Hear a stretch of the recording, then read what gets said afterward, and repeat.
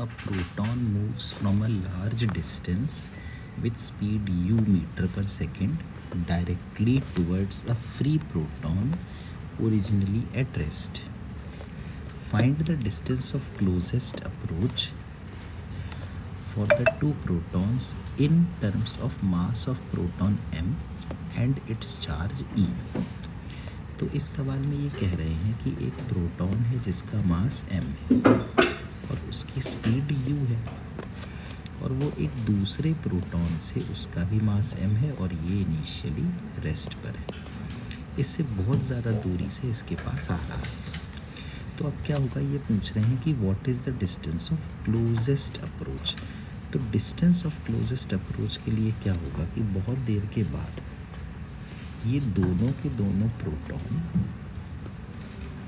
किसी velocity v से चलना शुरू कर देंगे, तो उस समय इनके बीच का जो डिस्टेंस होगा वो सबसे कम होगा।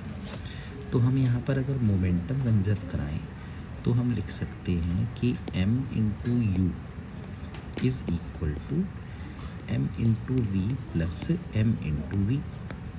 तो m इंटू यू बन जाएगा इक्वल टू 2m। तो v की वैल्यू आ जाएगी u/2। अब ये कह रहे हैं भाई अब कैसे हम r निकालें। तो इसमें हम देख सकते हैं कि ना तो कोई एक्सटर्नल फोर्स है और ना ही कोई फ्रिक्शन है, तो जो एनर्जी स्टार्टिंग में वही बाद में।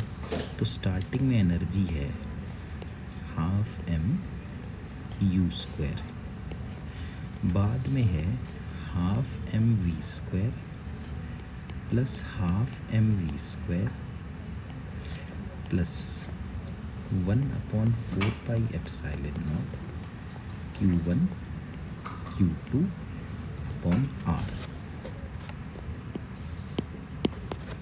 q2 upon r। तो ये इक्वल टू आया, देखिए half m u square is equal to m v square plus e square upon 4 pi epsilon naught r। तो v की वैल्यू u/2 है, तो half m u square is equal to m u/2 का square plus e square upon 4 pi epsilon naught r। तो m u square by 2 is equal to m u square by 4 plus e square upon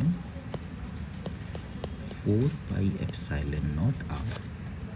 तो m u square by 2 minus m u square by 4 is equal to e square upon